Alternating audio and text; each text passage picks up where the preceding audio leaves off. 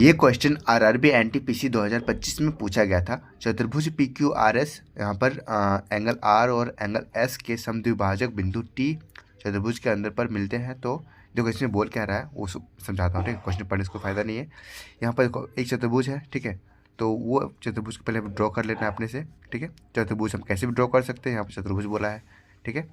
तो यहाँ पर कर लिए। यहाँ पर पी क्यू और आर और एस ये हमें करना है, ठीक है।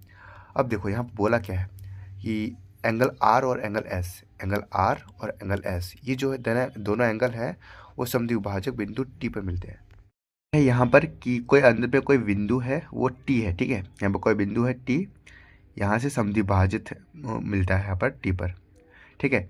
इसका मतलब अब यहाँ क्या बोला, S T R, angle S T R, angle S T R जो है यहाँ पर ये 8 डिग्री है, ठीक है। पता चल गया। यहाँ पर यदि एंगल P का एंगल Q से अनुपात 7 और 9 है, एंगल P और Q इनका जो अनुपात है वो 7, ये 7 डिग्री नहीं है, ठीक है।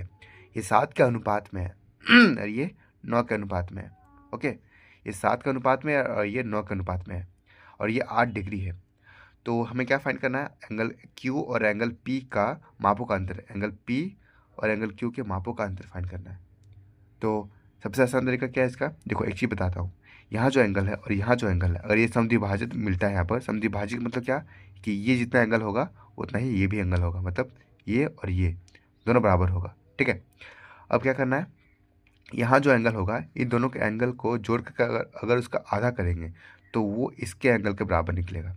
मतलब यहाँ वाला और पी और क्यू के एंगल को जोड़ेंगे और उसका आधा करेंगे तो ये 8 डिग्री, मतलब यहाँ के जो एंगल बन रहा है उसके बराबर होना चाहिए। तो 7 और 9 कितना हो रहा है, 16। 16 का आधा कितना होगा, 16 का आधा 8 हो जाएगा। तो ये 8 डिग्री बराबर जो है वो 8 डिग्री के बराबर यहाँ पर जो एक्चुअली में यहाँ पर है वो 8 का वैल्यू 8 के बराबर है, ठीक है। अब क्या करना है, फाइंड क्या करना है हमें, यहाँ पर जो एंगल डिफरेंस फाइंड करना है इसका। तो 9 और 7 का डिफरेंस 2 है, तो 2 का वैल्यू भी हमें 2 ही होगा, जो कि हमारा ऑप्शन नंबर सी हो जाएगा सही, ठीक है। Thank you.